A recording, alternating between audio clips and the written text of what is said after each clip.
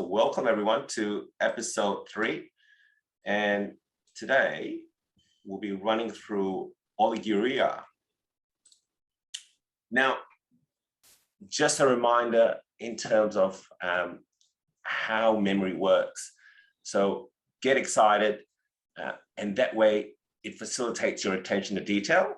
And as you can sort of see, I've got this molecule here. It's the adrenaline molecule, and hopefully by repetition, by the end of a couple of weeks, you guys will be able to sort of memorize this as well. Okay, that's a fun little fact here.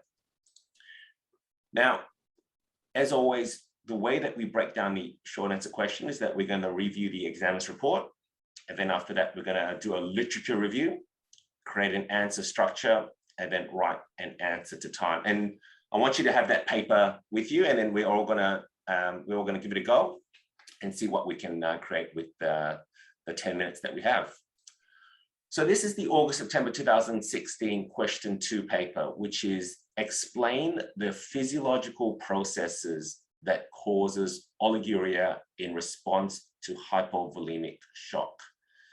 Now the examiner's report is very detailed in terms of what they want, so that's a good thing. So if we sort of follow what they've written, they said that the question required candidates to provide definitions of oliguria and hypovolemic shock, followed by a succinct but detailed description of how hypovolemia activated the sympathetic nervous system. So let's get my pen. So one, it's going to how we activate the sympathetic nervous system with subsequent activation of the renin, angiotensin, aldosterone system. So that's 2, and the antidiuretic hormone 3. So we've got 3 things. Okay, we know that we need to include in this answer here. All right. So and all this comes from either sympathetic stimulation or the renin, angiotensin, aldosterone system, or changes in osmolarity. When you see the textbooks, it will be written as osmolality, okay? But he's written osmolarity here, which is similar. And the thing that's really different about this examiner's report compared to the ones previously is that they want definitions. So you need to provide definitions for this question. And then I get asked a lot why do some questions require definitions and some questions don't. It really is dependent on the exam's report. So I think that's why it's very important to go through the exam's report and actually see what they want. Okay. Now he's got some ranges, they've explained some ranges for oliguria, which vary from 0.5 mils per kilo per hour. And he's also stated that some answers had it up to 30 mils per kilogram per hour, which is incorrect. So I've highlighted that in red. The correct one is about 0.5 to 1, and we'll go through that in the next couple of slides. Most answers correctly define shock as inadequate tissue perfusion, but some candidates still define shock in terms of an absolute blood pressure. So we need to make sure that when we define shock, we need to use the words inadequate tissue perfusion in our definition.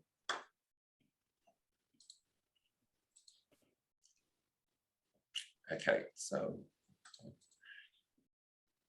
now I've highlighted all this in red. So he's written a lot about the things that we should not include or that we should pay attention to when we write our answer. So the commonest reason for a low scoring answer was purely inadequate detail. Most respondents were able to give a broad overview of the basic mechanisms, but failed to elaborate. Simple statements such as activation of the renin, angiotensin, aldosterone system, or equations related to filtration coefficient and capillary pressures without explanations how they affected oliguria in the setting of hypovolemic shock were insufficient to gain marks. Now, the challenge of this is that when we need to explain the mechanisms, we need to frame it in terms of oliguria in the setting of hypovolemic shock.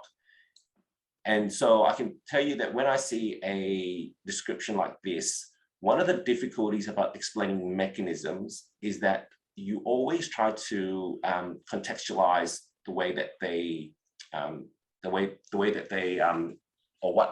the outcome occurs. In other words, what I mean is you always try to go, there's an increase in renin, there's an activation of renin angiotensin system because of hypovolemic, because of increase in your sympathetic nervous system because of hypovolemic shock, and then you explain each one relating to that context. But I think it's easy if you set the context out right from the start, which is what we're going to do. So we're going to frame the context of this answer right from the start, and that way, when you explain the mechanisms, it all ties into the context above. All right. So we've got to make sure that we do that for our short answer question. Now, frequent mistakes include mentioning the renin-angiotensin-aldosterone system, but then neglecting one or more of its components, suggesting renin converted angiotensin I to angiotensin II. All right, so because he said this, we need to have a diagram which shows the conversion of angiotensinogen to angiotensin I to angiotensin II. All right, so that's important to know. Only mentioning one or two actions of angiotensin II. All right, so we need to make sure that we mention at least three. And there's actually probably if you can summarize it, 5 actions of angiotensin II, and neglecting the actions of ADH at V1 receptors to mediate vasoconstriction. All right, so we need to talk about ADH and we need to talk about V1 receptors. As in previous years, the range of renal autoregulation parameters when given was frequently incorrect. A minority of candidates gave the correct value, and he's written 50 to 150 millimeters of mercury.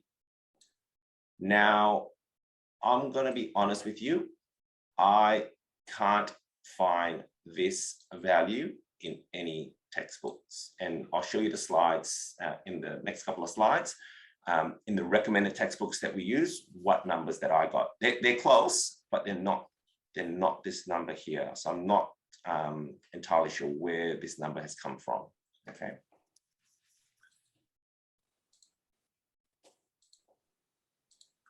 Okay, so summarizing the examiner's report, to get a pass, you need to have definitions of oliguria and hypovolemic shock. And then after that, you needed to have an overview of the activation of the sympathetic nervous system, the renin-angiotensin-aldosterone system, and the antidiuretic hormone. And a good pass or additional marks would be the amount of detail that you would add in each of these. Okay. Now, what is really interesting is they've written it like these are 3 separate mechanisms, but the way that I'm going to describe to you, or the way that it's been summarized in Vander's, the sympathetic activation is really part of the renin-angiotensin-aldosterone system activation. Okay, so in other words, when we think about oliguria in the setting of hypovolemic shock, the way that occurs is primarily through the activation of renin-angiotensin. Okay, renin-angiotensin, and a subset of that activation of the renin-angiotensin is the activation of your sympathetic nervous system. All right, and I'm going to explain that more in the next couple of slides.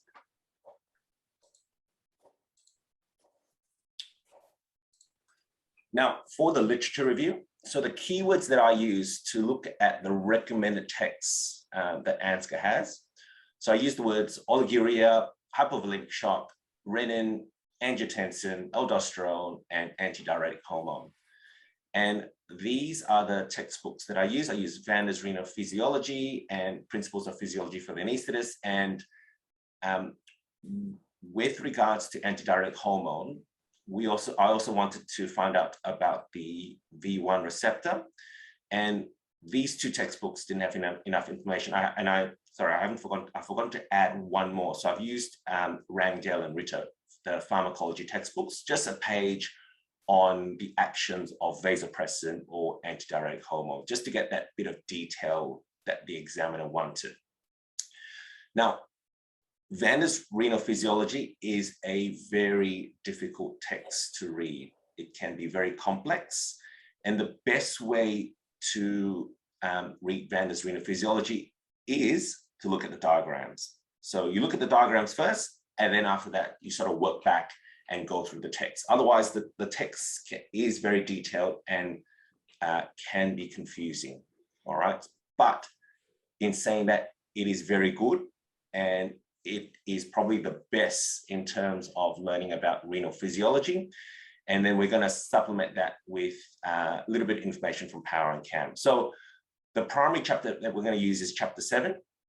And then we're going to use chapter 2 and chapter 41 just to supplement the idea about autoregulation in relation to mean arterial pressure, autoregulation of renal blood flow and GFR, okay? Now, there were no definitions. So I couldn't find any definitions of oliguria or hypovolemic shock in the recommended reading list. So when that happens, what I do is I look at it from external sources. And you know, my technique is just to go through a search, so like Google, and then just look through different definitions and find some symmetry with those definitions. So what I'm looking for is, so when I type in oliguria, I want to see that multiple websites have the same definition just to get that consistency. All right. So oliguria is defined as urine output less than 1 mils per kilo per hour in infants and less than 0.5 mils per kilo per hour in adults. Hypovolemic shock is a life-threatening condition from reduced oxygen delivery to tissue secondary to reduced blood volume. Okay. And you can also contextualize that in terms of reduced tissue perfusion. But so the keywords are reduced oxygen delivery, and then you can also add the words tissue perfusion, which is what the examiner wanted in their definition. Now, how does this occur? So there's two ways that hypovolemic shock can occur. It can occur through either blood loss or extracellular fluid loss, which can either be hyperosmolar, isoosmolar, or hyperosmolar. Why is that important? That is important because of the mechanism of how ADH is released, okay? Or in other words, what activates ADH release? Because ADH is tied to osmolality.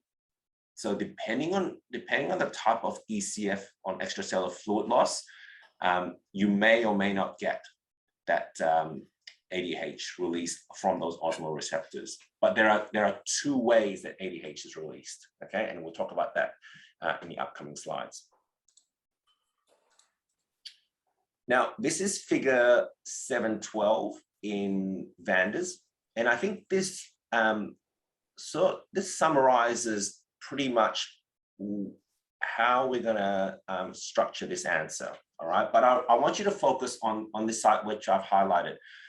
So this side first, so instead of thinking about it in terms of sweating, we're thinking about it in terms of ECF loss, all right? So there's multiple mechanisms in terms of what can cause a reduction in your extracellular fluid volume. So that can be blood loss, that can be sweating, that can be gastrointestinal losses. So whatever it is, there's a reduction in your extracellular fluid volume, and that causes activation of your renin, angiotensin, aldosterone system.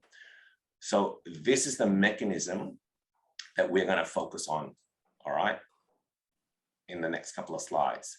Now, I also want you to note this part here. So the activation of antidiuretic hormone. So the activation of antidiuretic hormone through osmoreceptors only occurs when there's an increase in plasma osmolality. So it also occurs when there's a reduction in ECF volume, and we'll talk about that. But when we're talking about the osmoreceptors, it's only when there's an increase in plasma osmolality, that's when you get the increase in ADH. In other words, that if your ECF loss is isoosmolar, so blood loss, if you think about this, if you lose whole blood, you actually don't change your plasma osmolality yet. All right. And then if you resuscitate with colloids or crystalloid, you actually cause dilution, which actually reduces your plasma osmolality. So this is very, very important in terms of the mechanism of how ADH is released. It's only when you get a loss of hypoosmotic fluid, all right, that this pathway gets activated. So loss of hypoosmotic fluid, and that's primarily through things like sweating, can also be due to, sort of like diarrhea, so gut losses, where you get an increase in your plasma osmolality and an increase in your ADH. All right, so the next couple of slides, we're going to focus on this section here. All right, so this is figure 7.7, which is the control of renal excretion, renin secretion. So renin secretion occurs from the juxtaglomerular cells or the granular cells, and it occurs through three mechanisms. All right, so we're just going to remember these things. So one, it's through the activation of your sympathetic neurons or your sympathetic nervous system. Two, it's through decreased afferent arterial pressure. And three, it's through the macula densa. All right. Okay. So these are the three things that we are going to define, or that we're going to write down when we get asked what are the core, what or how is renin activated. It's activated through the activation of your sympathetic neurons, is activated through the decreased afferent arterial pressure, and these is also known as your renal baroreceptors. Okay, and then three, it's activated through the macula densa. Now, the question is, how are your sympathetic neurons activated during hypovolemic shock? And the way that they're activated is actually through your baroreceptors. So you can see there's going to be symmetry now. So we've got baroreceptors activating your sympathetic neurons, and also your renal baroreceptors also activating the release of renin directly. Hey, how's your shift? Oh, hey, Liv, can I get you on mute? Sorry. Oh, sorry. That's okay. Okay, so when we look at the vascular baroreceptors, so this includes your cardiopulmonary and arterial baroreceptors, as well as your intrarenal baroreceptors. Okay, so we're talking about the first two mechanisms of how renin is activated. So this is one. Remember that one was the sympathetic nervous system being activated, and the way that it's activated is through these baroreceptors, and two, through these intrarenal baroreceptors. All right. So the way that the cardiopulmonary baroreceptors and arterial baroreceptors are activated is that they sense the low pressure or reduction in your blood pressure, which then activates your brainstem vasomotor center, which then causes direct activation of your heart and vasculature and sympathetic drive to kidneys, increasing your renin secretion. And then, so the way that it does that is that when the reduction in pressure is sensed by these baroreceptors, you get activation of the vasomotor center, and then after that, you get increase of noradrenaline from your renal sympathetic nerves, and that activates the beta-1 cells, the beta-1 receptors in the juxtaglomerular cells, which then causes increase in renin secretion. Okay, so this is this bit here. So sympathetic drive to kidneys. So the way that it does that is increases noradrenaline, and the innervation is through the renal sympathetic nerves, And then after that, it acts on the beta-1 receptors in the juxtaglomerular cells, which then causes an increase in your renin secretion. Okay. Now, the other pathway after you get activation of your vasomotor center is that it also causes an increase in ADH secretion. So this is the other one which we talked about in terms of ADH is secreted either through your osmoreceptors or through your baroreceptors. Okay, so we'll leave that for the moment because we're going to come back to this later. Now, the second part of this is that your intrarenal baroreceptors, which are in your afferent arterioles, a reduction in those baroreceptors will directly cause renin secretion. So figure 7.4 really summarizes the mechanisms of 1 and 2 from the previous slide. So remember, we go back to the previous slide. Oops.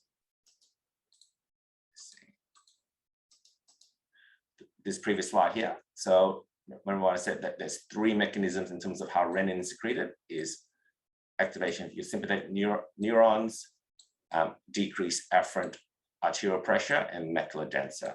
Okay, so the next slide describes the mechanism for these 2. So your sympathetic neurons are activated through your cardiopulmonary and arterial baroreceptors, and number 2 is your intrarenal baroreceptors.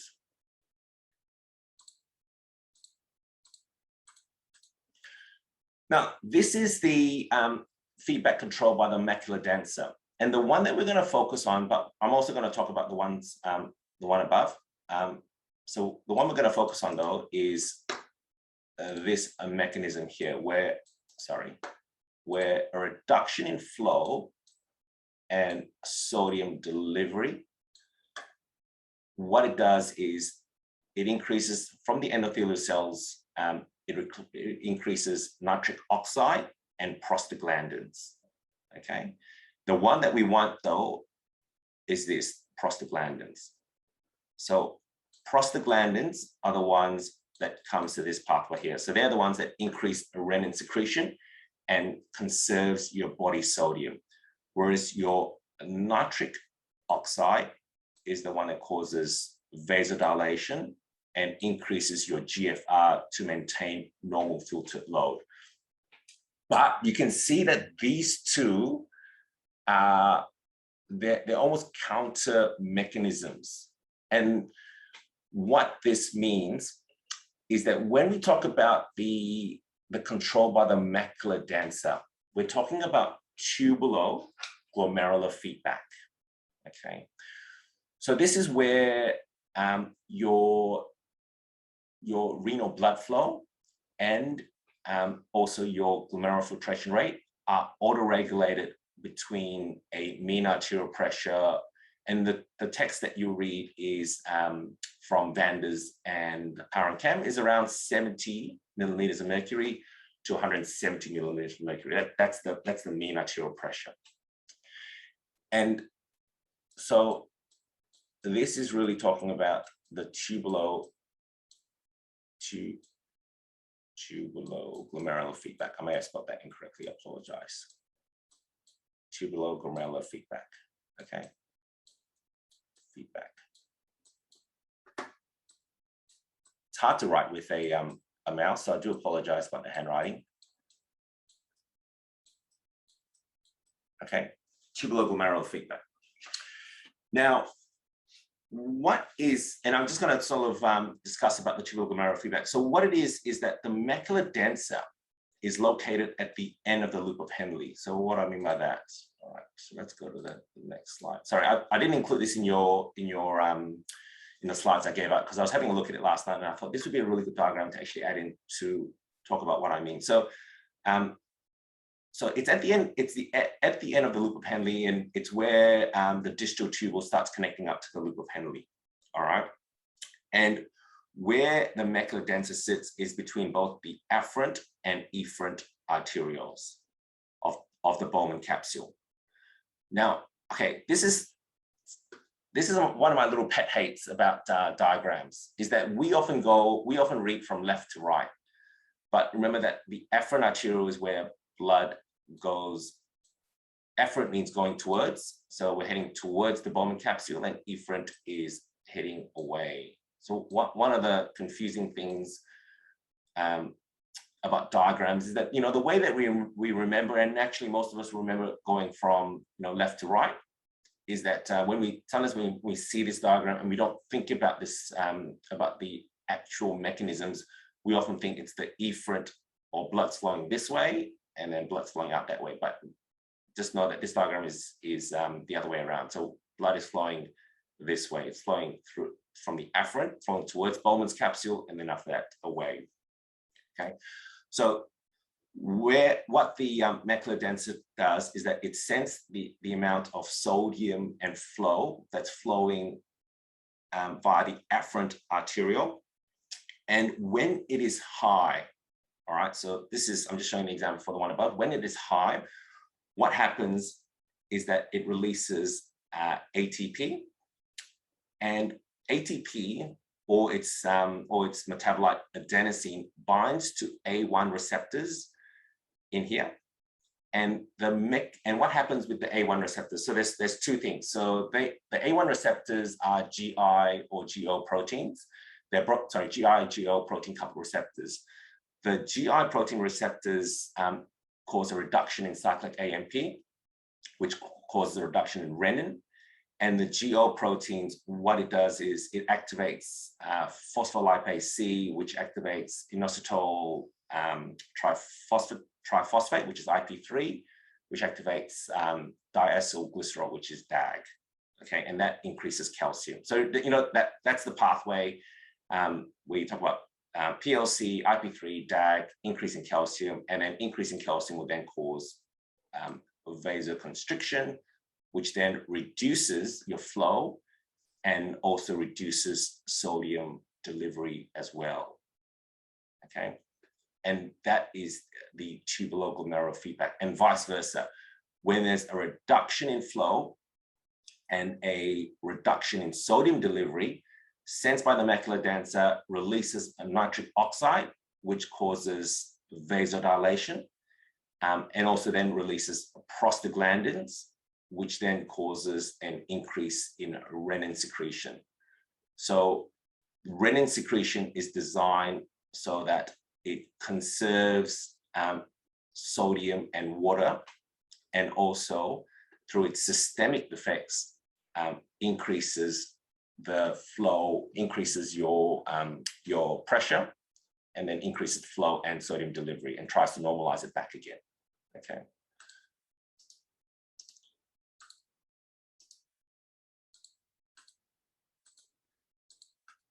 So just to summarize that again, when you get increasing flow and increasing in sodium delivery, you get an increase in ATP or adenosine. And the way that the mechanisms work is that adenosine binds to A1 receptors, okay? And A1 receptors are inhibitory G protein coupled receptors. And then this is the GI mechanism. So GI increases cyclic AMP, increases renin secretion, which subsequently allows more sodium excretion.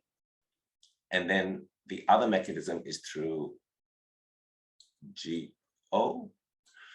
So GO, what happens, the mechanism of that is that it activates the calcium pathway. So that is PLC, IP3, DAG, increasing calcium, increases vasoconstriction, which then decreases your GFR. All right. And then vice versa, when we have a reduction in flow and reduction in sodium delivery, you get a nitric oxide release, which increases your GFR, and then you get prostaglandins, which increases a renin secretion, which then seeks to conserve body sodium, and as well as water as well. Okay.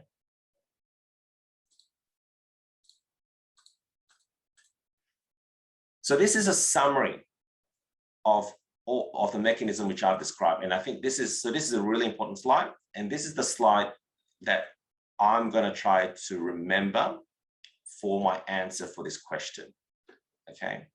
So renin secretion increases with decreased pressure sensed by the cardiopulmonary and arterial baroreceptors, which activates the vasomotor center, increasing noradrenaline release from the postganglionic renal sympathetic neurons, which act on beta-1 adrenergic receptors in the juxtaglomerular cells. Number 2 is that you get an increase in renin secretion with decreased afferent arterial pressure, or through the intrarenal baroreceptors. And then the mechanism 3 of increased renin secretion is through decreased flow or sodium delivery to the macular densa, which then releases prostaglandins, which increases cyclic AMP, which then stimulates renin release. So this is a summary of what I talked about. This is what I'm going to try to include in my answer for today. Okay. Now we're going to talk about ADH and osmoreceptors. So this is figure 710, and this describes how osmoreceptors work. So when you get a hypoosmolar state, so you can get hypoosmolar states through pure water load, you get a reduction in your osmolality, which is detected by your hypothalamic osmoreceptors. And these are in your circumventricular organs. Okay. So osmoreceptors are in your circumventricular organs, which means they're outside the blood-brain barrier. They cause a reduction in ADH, which then cause a reduction in aquaporins, a reduction in water reabsorption, and increase in water excretion. Now, the way to think about this, for this exam here, is to think about this in terms of the flip side. In other words, what I'm talking about is, in the flip side of here, if we have an increase in osmolality, and the way that we have, an increase in osmolality is that we have pure water loss. Okay, so pure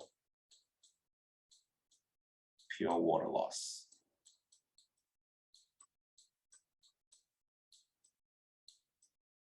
So pure water loss or hypoosmolar ECF loss, you get an increase in osmolality, which causes an increase in ADH secretion, which causes an increase in your aquaporins. And then what's missing here is the mechanism of how that happens. Okay, and then I'll have a summary here, but that's what we go through Rangel and Ritter, and that's through your V2 receptors. Okay, and then subsequently, when you have increase in aquaporins, it increases water reabsorption and decreases water excretion. You probably don't need to have the last bit.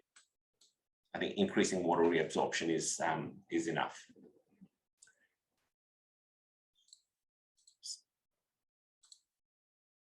Okay.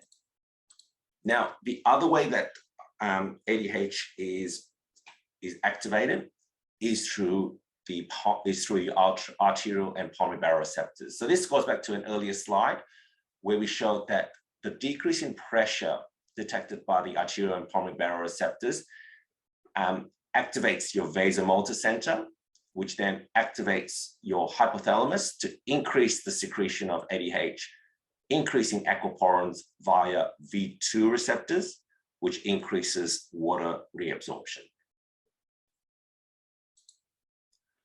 So a summary of this is that ADH secretion increases with an increase in osmolality sensed by osmoreceptors in the circumventricular organs, as well as decreased pressure sensed by the cardiopulmonary and arterial baroreceptors. Now, the key point is that when you have a reduction in ECF volume causing a reduction in pressure, not always is it associated with an increase in osmolality. In other words, that you can have hypovolemic shock that can either be hypoosmolar, isoosmolar, or hyperosmolar. So you've got 3 different states. But what it shows, what the evidence is that so osmolality predominates over baroreceptors when changes are small to moderate. However, the important bit here is that your baroreceptors predominate over osmolality during shock. So what I mean by that, so if you have someone who has hypovolemic shock from blood loss and you resuscitate them initially with crystalloid or colloid, which the effect of that is to actually reduce your osmolality. Now, that is actually counterproductive. If you have a reduction in osmolality, you have a reduction in ADH secretion. But what's shown is that the baroreceptor effect predominates over osmolality during shock. So in other words, it overrides it. So that if the body senses that you are have significant blood loss, it will predominate over what happens with the osmolality. So that is important in the event of hemodilution during resuscitation.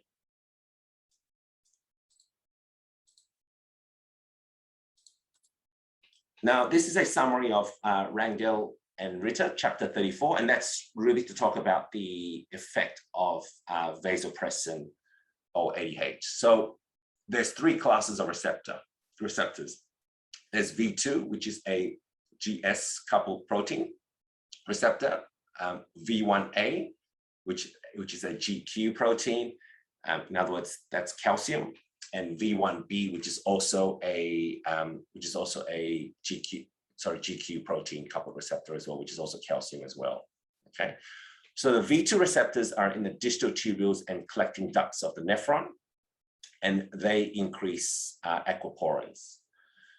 Now, V1A, they have less affinity than so ADH or vasopressin has less affinity for these receptors than V2.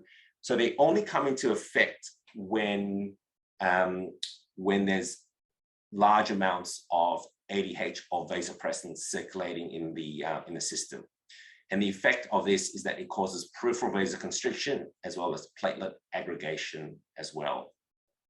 Now, V1B is in the hypothalamus, and what that does is that it releases adrenocorticotropic hormone from the anterior pituitary. So ACTH, or adrenocorticotropic hormone, is the one that releases cortisol. Okay, I think, for all intents and purposes, you just want to know a V2 and a V1A, and that's what we're going to try to put in our answer. Okay, the mechanism of ADH and how it works is through V2, and how it causes peripheral vasoconstriction is through V1A.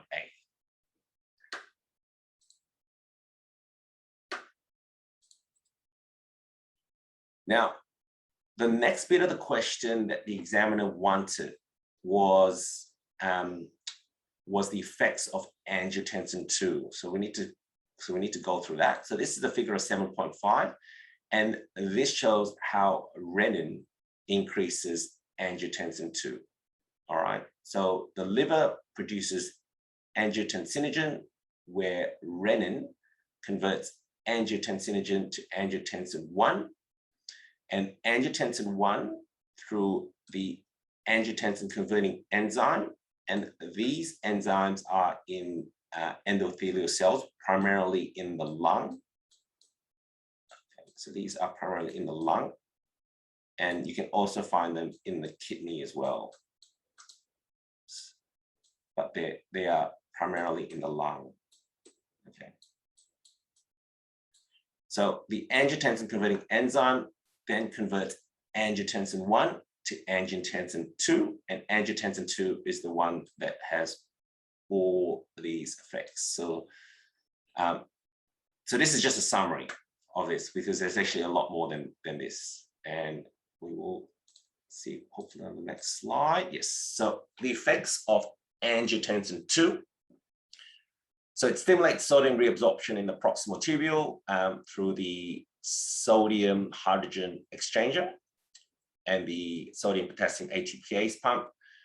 It stimulates sodium reabsorption in the distal tubule through the sodium chloride symporter, and it stimulates sodium reabsorption in the collecting tubule through the ENaC. ENaC stands for epithelial sodium channels.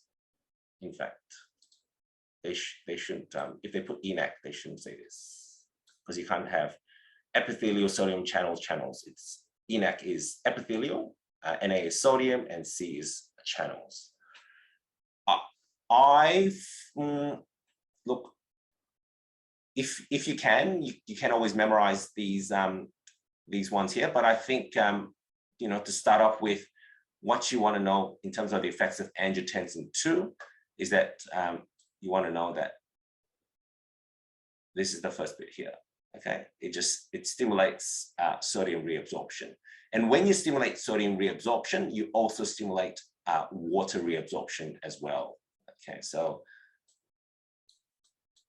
for this, I would say this is the first effect of angiotensin II. It stimulates sodium and water reabsorption in the proximal tubule, distal tubule, and collecting ducts of the kidneys. The second action of angiotensin II is that it directly stimulates constriction of the afferent arteriole. So that's a direct effect. The third effect is that it stimulates secretion of aldosterone. And remember that aldosterone is a mineral corticoid, and the action of aldosterone after it's released from the adrenal cortex is that it acts on the distal nephron to increase sodium reabsorption. And the way that it increases sodium reabsorption is through, remember that aldosterone is a steroid, so it increases transcription of your sodium potassium ATPase pump. ATPase. So in other words, you get sodium reabsorption, but you get potassium loss. And then the other way that it also affects that is that it increases the amount of epithelial sodium channels being produced. Okay, and that leads to sodium and water reabsorption. And then the fourth mechanism the fourth action of angiotensin II is that it stimulates sympathetic outflow from the CNS. And that 5, this is a direct effect, it stimulates general peripheral vasoconstriction.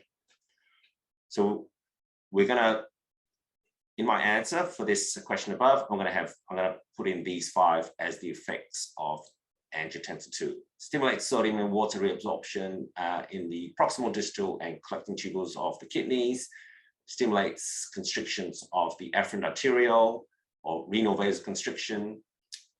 Stimulates aldosterone secretion. Stimulates increase in your sympathetic nervous system, and stimulates general peripheral vasoconstriction.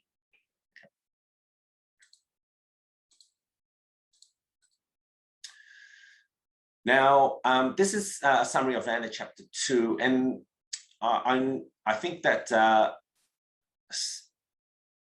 the reason why I've added this in because it sounded like a couple of quite a few candidates put this formula in, which is the factors that affect your glomerular filtration rate.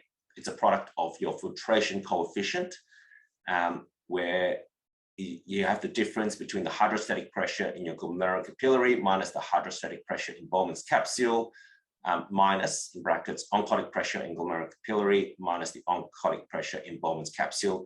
And you'll often see a version of that where this is excluded because this is often 0. Okay, so in healthy states, there shouldn't be any proteins in Bowman's capsule. So the reason why I think candidates were putting in this equation was to describe the effect of hydrostatic pressure in the glomerular capillary affecting GFR. Okay, because by this relationship here, if you had a reduction in pressure from hypovolemic shock, okay, this would lead to a reduction in GFR. However, there is a caveat to it, because remember that what we talked about, this only applies when this is outside the autoregulation zone. So what do I mean by that? Well, this is the autoregulation. So this is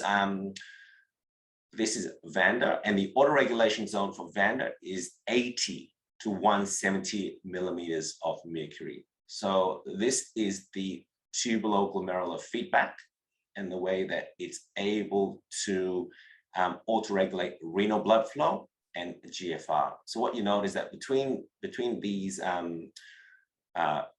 between this range of renal perfusion pressure, your renal blood flow is fairly constant, and your GFR is sort of fairly constant as well. Okay, now I want you guys to note the y-axis. So Vander's done it really well, and I always like it when they do this, where you see some symmetry. So renal blood flow is liters per minute, which is 1.5, and GFR is mils per minute, and you can see that it's divided by 10. Okay, so in other words, if you want to write this in terms of mils per minute, you write this as 1500, and then GFR is in mils per minute, which is 150. All right, so that's what I would do just to help me memorize this diagram here, along with the x-axis. I would actually just put this in mils per minute, and I would say this is 1500 mils per minute, and that this one here is 150.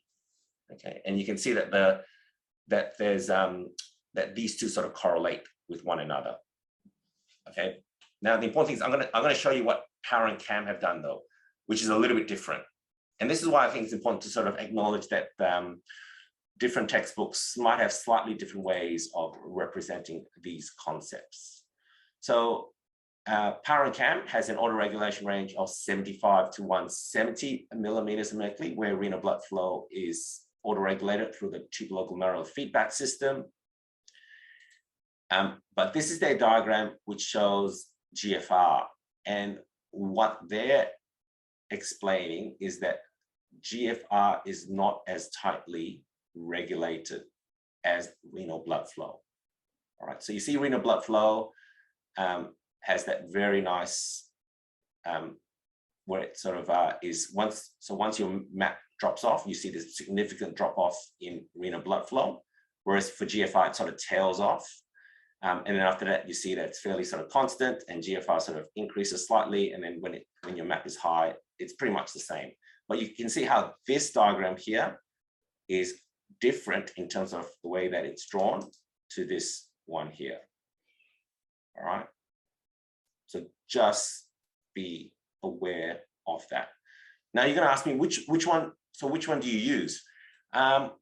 Look, I think it's okay to use either or, but I think it's important to know that there are different representations of this, just so that on the day, you know, if you happen to talk to an examiner or someone who has an understanding from Power and Cam, know that they'll be getting their information from here, okay, versus someone else who may be getting it from Vander's. I think you just acknowledge that there are two different representations of how GFR is autoregulated with MAP. All right. All right. Good stuff. So this is the general structure that I'm gonna use, and then I'm gonna have the definitions of oliguria and hypovolemic shock, and then quickly, this should be and I'm gonna talk about the reasons for oliguria, which is really under the mechanisms of oliguria. And then the main mechanisms of oliguria are going to be your decreased renal blood flow or mean arterial pressure, activation of your renin, angiotensin, aldosterone system. And what I'll do there is I'll have the three things that I want to talk about with that. Okay, so remember, the activation of your renin, angiotensin system is through activation of your sympathetic nervous system, through your baroreceptors. Second is directly through your renal baroreceptors. Okay. Baroreceptors. And then 3 is through your macula densa. Okay. And then with this insight, so this description here, you also want to talk about the actions of angiotensin II as well. All right, and that will sort of flow from there. And then after that, ADH, as well as the actions of ADH as well. All righty, so let me get my, so get your pens out. I want you guys to have a go as well. There we go. All right, good stuff. All right, so let me just get this in view. Great, let me get my stopwatch here. Okay, so you guys ready? All right, let's go. So my structure is going to be my definitions. And then after that, I'm going to have my mechanisms. And my mechanism will include pressure, second bit is through the renin, angiotensin, aldosterone system. Then my third mechanism is going to be ADH. All right, so that's my general structure, and I want to do a definition of oliguria. So oliguria is defined as urine output less than 1 ml per kilo per hour in infants and less than 0.5 mils per kilo per hour in adults. And hypovolemic shock is a life-threatening condition from reduced O2 delivery to tissues, secondary to decrease blood volume. And so the mechanisms of oliguria. So I'm going to say that starts with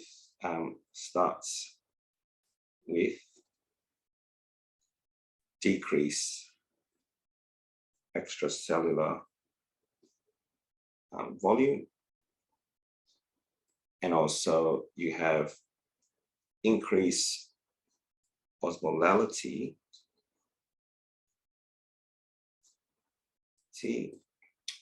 if ECF loss is hypoosmolar. So with pressure, we know that GFR equals KF plus pressure in the glomerular capillary minus pressure in Bowman's capsule minus the oncotic pressure in glomerular capillary minus the oncotic pressure in Bowman's capsule. So I'm going to say that decreased pressure equals a reduction in renal blood flow and reduction in GFR as GFR, okay, and that's tied into this formula here as GFR equals this formula here, but only when MAP is less than 75 millimeters of mercury, as it is auto-regulated between MAP of 75 to 170 millimeters of mercury. So my second page now is activation of my renin angiotensin system occurs with, so you get increase in renin release via one, so you get sympathetic nervous system activation from decreased pressure sensed by the cardiopulmonary and arterial baroreceptors, which increases noradrenaline release via the renal sympathetic nerve, acting on beta-1 receptors in juxtaglomerular cells, increasing renin. 2, you get a direct effect from decreased pressure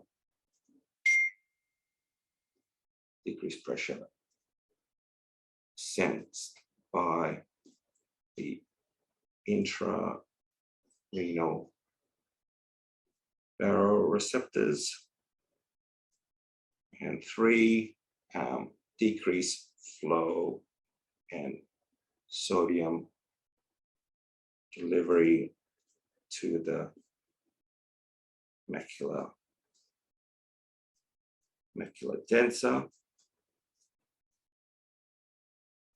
densa, increasing prostaglandins,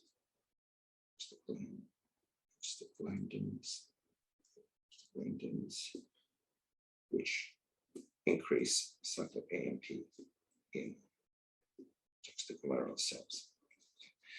And what happens is that you get angiotensinogen goes to angiotensin I, goes to angiotensin II, and this is what renin does, and this is what ACE does.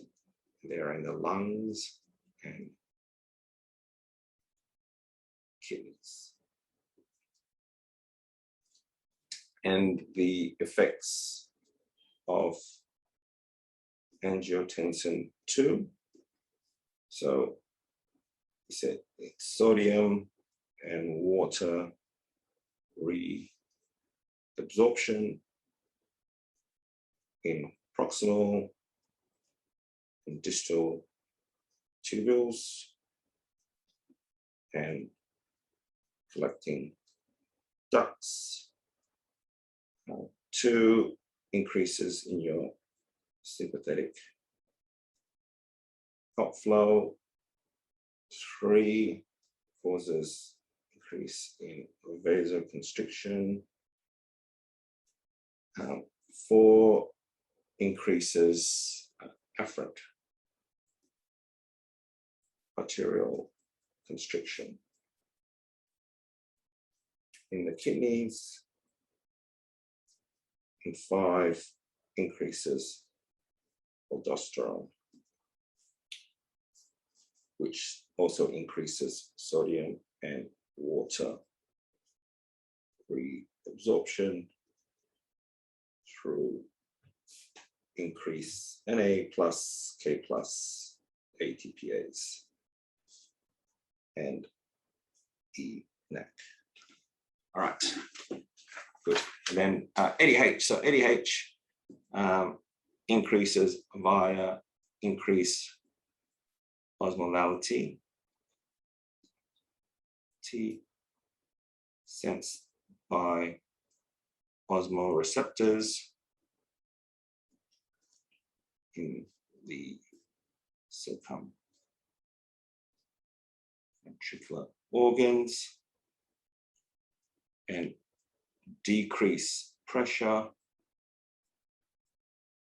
sensed by the cardiopulmonary and arterial baroreceptors.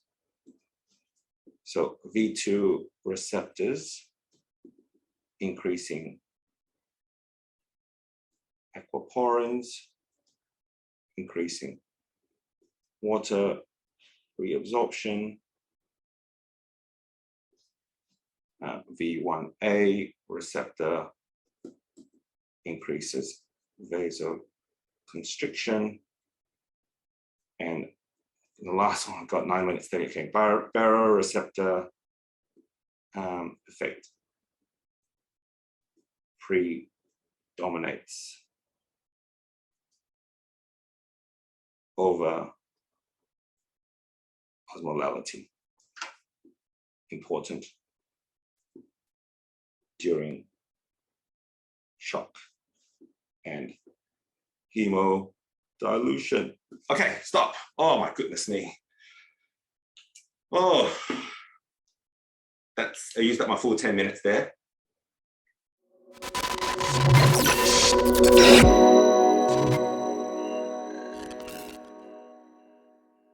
Look, renal's hard, but I think when you frame it in the context like a clinical question, I think hopefully that it will help you sort of understand the mechanisms better.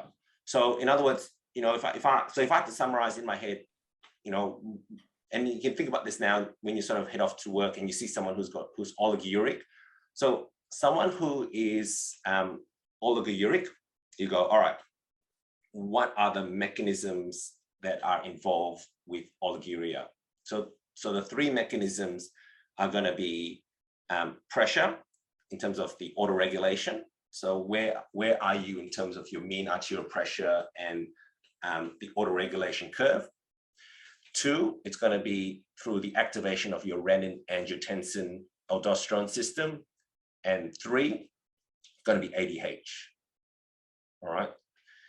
And then from there, you can sort of break it down. So the big one is going to be your renin, angiotensin, aldosterone system. So the next layer to think about that is, well, what is causing activation of my renin, angiotensin, aldosterone system? And we said there's 3 things again.